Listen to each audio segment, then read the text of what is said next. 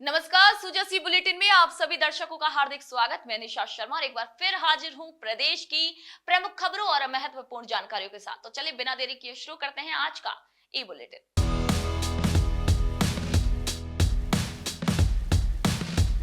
चलिए सबसे पहली खबर की ओर रुख करते हैं, जहां पर मुख्यमंत्री श्री भजनलाल शर्मा की पहल पर रामाश्रय वार्डों से 20 लाख बुजुर्गों को स्वास्थ्य का संबल मिला है। मुख्यमंत्री श्री भजनलाल शर्मा की पहल पर सभी जिला अस्पतालों में शुरू किए गए रामाश्रय वार्ड, जीरियाट्रिक वार्ड और जीरियाट्रिक क्लिनिक वृद्ध जनों के लिए स्वास्थ्य का अनुपम उपहार साबित हो रहे हैं। ये वार्ड जनसेवा का एक सार्थक माध्यम बनकर उभरे हैं और अब तक इस मानवीय पहल से करीब 20 लाख बुजुर्ग लाभान्वित भी हो चुके हैं। मुख्यमंत्री के इस संवेदनशील नवाचार से हमारे बुजुर्गों को न केवल स्वास्थ्य लाभ मिला है, बल्कि उनके जीवन में आशा और विश्वास का एक नया संचार हुआ है। उपचार को लेकर उन्हें चक्कर काटने से मुक्ति मिली है और अस्पतालों में होने वाली कठिनाइयों से वे चिंता मुक्त हुए हैं। मुख्यमंत्री के निर्देशों के बाद चिकित्सा मंत्री श्री गजेंद्र सिंह खींवसर के मार्गदर्शन में 14 मार्च 2024 से प्रदेश के जिला अस्पतालों में बुजुर्गों के स्वास्थ्य की समुचित देखभाल और अस्पतालों में सम्मान पूर्वक उपचार के लिए रामाश्रय वार्डों का शुभारंभ किया गया था। यानी कि गौरतलब है कि राजस्थान सरकार के इस सेवा भावी नवाचार का लाभ लेने के लिए करीब 19,70,000 बुजुर्गों ने अब तक रजिस्ट्रेशन करवाया है। रामाश्रय वार्डों में 10 फाउलर बेड आरक्षित किए गए हैं। इनमें से 5 बेड महिला और 5 बेड पुरुषों के लिए, हर बेड के बीच पार्टीशन कर पर्दे लगाए गए हैं। वहीं बेड के पास नर्सिंग अलार्म भी सिस्टम लगाए गए हैं, ताकि आपात स्थिति में वृद्धजन तुरंत नर्सिंग स्टाफ को बुला सके। वार्ड में महिला एवं पुरुष रोगियों के लिए अलग अलग शौचालय हैं। इन शौचालयों में ग्रेप बार भी लगाए गए हैं। वहीं वार्ड में फिजियोथेरेपिस्ट और फिजियोथेरेपी से संबंधित उपकरणों की भी समुचित व्यवस्था की गई है। इनमें short wave diathermy, ultrasound, cervical therapy, traction, pelvic traction, trans electric nerve stimulator जैसे उपकरण शामिल हैं। वार्ड में व्हीलचेयर, ट्रॉली, मेडिसिन कैबिनेट एवं अन्य आवश्यक फर्नीचर भी उपलब्ध करवाए गए हैं। वहीं राजकीय जिला अस्पतालों एवं उप जिला अस्पतालों में वृद्ध जनों को ओपीडी सेवाओं के लिए जीरियाट्रिक क्लिनिक की व्यवस्था की गई है। साथ ही अस्पतालों में रजिस्ट्रेशन काउंटर, जांच काउंटर, दवा वितरण केंद्र आदि पर वृद्ध जनों के लिए अलग से व्यवस्था सुनिश्चित की गई है, ताकि उन्हें अधिक समय कतारों में नहीं खड़ा रहना पड़े और आसानी से उन्हें उपचार मिल सके। प्रत्येक वार्ड का एक नोडल अधिकारी भी बनाया गया है, जो वार्ड की समस्त व्यवस्थाओं का प्रबंधन करता है। रोगियों की देखभाल के लिए अलग से नर्सिंग स्टाफ और साफ सफाई के लिए कार्मिक नियोजित किए गए हैं। वहीं वृद्ध जनों को आईपीडी के समय विशेषज्ञ सेवाएं वार्ड में ही उपलब्ध हो रही हैं। जांच के लिए सैंपल भी बाहर से ही इकट्ठे कर रिपोर्ट भी बेड पर ही उपलब्ध करवाई जा रही है। वृद्ध जनों के उपचार और अन्य व्यवस्थाओं से संबंधित सभी चिकित्सकों, नर्सिंग स्टाफ, फिजियोथेरेपिस्ट और अन्य कार्मिकों के दूरभाष नंबरों की सूची भी वार्ड के बाहर प्रदर्शित की गई है। चिकित्सा एवं स्वास्थ्य विभाग की प्रमुख शासन सचिव श्रीमती गायत्री राठौड़ ने बताया है कि बुजुर्गों के लिए प्रारंभ किए गए इस नवाचार के तहत करीब 18 लाख बुजुर्गों ने ओपीडी सेवाओं का और 1,05,000 से अधिक वृद्ध जनों ने आईपीडी सेवाओं का लाभ लिया है। करीब 12,20,000 लैब टेस्ट इन वार्डों के माध्यम से किए गए हैं। साथ ही 27,000 से अधिक रोगियों को फिजियोथेरेपी की भी सुविधा उपलब्ध कराई गई है।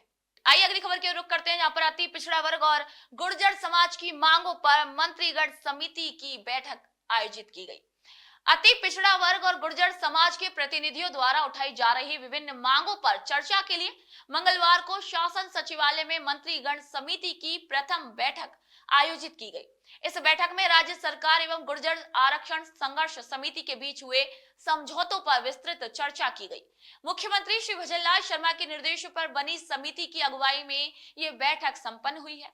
वहीं इस बैठक में गुर्जर आरक्षण आंदोलन से संबंधित मुकदमों के निस्तारण, रोस्टर और विभिन्न भर्तियों में आरक्षण आंदोलन प्रभावितों को अनुकंपा नियुक्ति, देवनारायण योजना की प्रगति, 5% अति पिछड़ा आरक्षण को 9वीं अनुसूची में शामिल कराने सहित समस्त बिंदुओं पर सकारात्मक चर्चा की गई।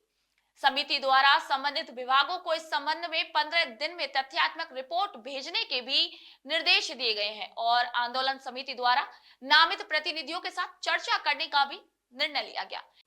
वहीं इस बैठक में संसदीय कार्य मंत्री श्री जोगाराम पटेल, सामाजिक न्याय एवं अधिकारिता मंत्री श्री अविनाश गहलोत, गृह राज्य मंत्री श्री जवाहर सिंह बेडम, अतिरिक्त मुख्य सचिव सामाजिक न्याय एवं अधिकारिता विभाग श्रीमती अपर्णा अरोरा, अतिरिक्त मुख्य सचिव गृह विभाग श्री भास्कर ए सावंत सहित संबंधित विभागों के अधिकारी भी इस दौरान मौजूद रहे।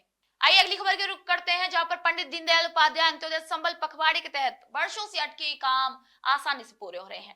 पंडित दीनदयाल उपाध्याय अंत्योदय संबल पखवाड़े के तहत आयोजित शिविरों में आमजन के वर्षों से अटके काम पूरे हो रहे हैं, जिससे उन्हें बड़ी राहत मिल रही है। मुख्यमंत्री श्री भजनलाल शर्मा की इस पहल से लोगों को सरकारी कार्यालयों के चक्कर काटने से भी मुक्ति मिल रही है और उनके काम सुगमता से पूरे हो रहे हैं। पाली जिले के ग्राम गांधी निवासी सह खातेदार कपूरा राम, प्रताप राम, गजरू और भभूत राम को संबल पखवाड़ा शिविर में बड़ी राहत मिली है। इनके खाता संख्या 210 के खसरा नंबर 594, 596, 600, 610, 611, 612, 613 कुल खसरे 7 कुल रकबा 2.20 का आपसी समझाइश से बंटवारा किया गया। खातेदार पहले विभाजन के लिए कार्यालय से दूसरे कार्यालय के चक्कर काट रहे थे, लेकिन अब कैंप के लिए उन्हें फोन पर सूचना देकर बुलाया गया था, जहां कैंप में ही बंटवारे के दस्तावेज सौंप दिए गए। सभी खातेदारों ने मुख्यमंत्री श्री भजनलाल शर्मा का तहे दिल से आभार व्यक्त कर उन्हें धन्यवाद ज्ञापित किया। वहीं भीलवाड़ा जिले के पीपली निवासी सुनील कुमार पुत्र भवन लाल को शिविर में 21 साल बाद न्याय मिला।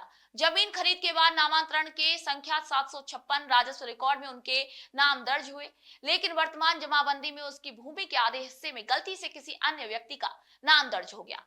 सुनील कुमार इस गलती को सही करवाने के लिए कार्यालय से दूसरे कार्यालय के चक्कर काटते रहे। वहीं शिविर में सुनील कुमार ने प्रार्थना पत्र पेश कर रिकॉर्ड शुद्ध करने का आवेदन किया। वहीं तहसीलदार ने भू अभिलेख निरीक्षक और हल्का पटवारी को जांच के आदेश दिए।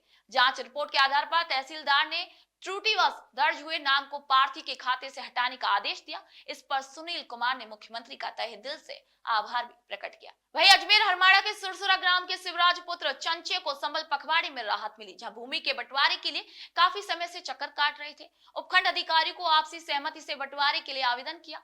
शिविर प्रभारी ने तुरंत कार्रवाई करते हुए पटवारी हल्का सुरसुरा भू अभिलेख निरीक्षक हरमाड़ा को जांच कर राहत देने के आदेश दिए। 1 घंटे में सभी 3 खातेदारों के मध्य बंटवारा किया गया, जहां तीनों ने मुख्यमंत्री का धन्यवाद ज्ञापित किया।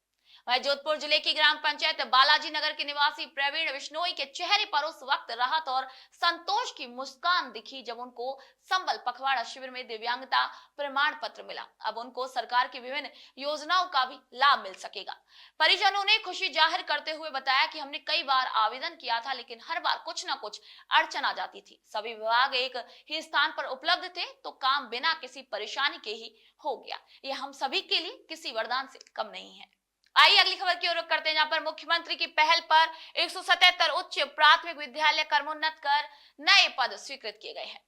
राजस्थान के शिक्षा क्षेत्र में महत्वपूर्ण विस्तार करते हुए शिक्षा विभाग ने 177 उच्च प्राथमिक विद्यालयों को उच्च माध्यमिक विद्यालयों में क्रमोन्नत किया है। ये कदम राज्य की बजट घोषणा के अनुरूप है, जिसमें मुख्यमंत्री श्री भजनलाल शर्मा ने शिक्षा के गुणवत्तापूर्ण प्रसार के लिए व्यक्तिगत रुचि लेकर जल्द से जल्द इस घोषणा को पूरा करने के निर्देश दिए थे। स्कूली शिक्षा विभाग के शासन सचिव श्री कृष्ण कुणाल ने इस संबंध में जानकारी देते हुए बताया कि 289 उच्च माध्यमिक विद्यालयों में नए विषय शुरू किए गए हैं, जिनमें मुख्य रूप से विज्ञान संकाय के गणित और जीव विज्ञान शामिल हैं। इसके अतिरिक्त 970 महात्मा गांधी राजकीय उच्च माध्यमिक विद्यालयों में पर्याप्त नामांकन होने के कारण नए विज्ञान संकाय भी खोले गए हैं।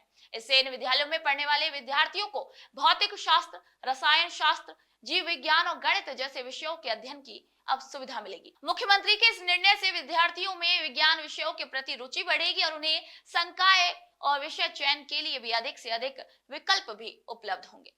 वहीं इन क्रमोन्नत विद्यालयों और नए संकायों के लिए विभिन्न पदों पर नियुक्तियां की जाएंगी, जिससे शिक्षा व्यवस्था को और भी सुदृढ़ किया जा सकेगा।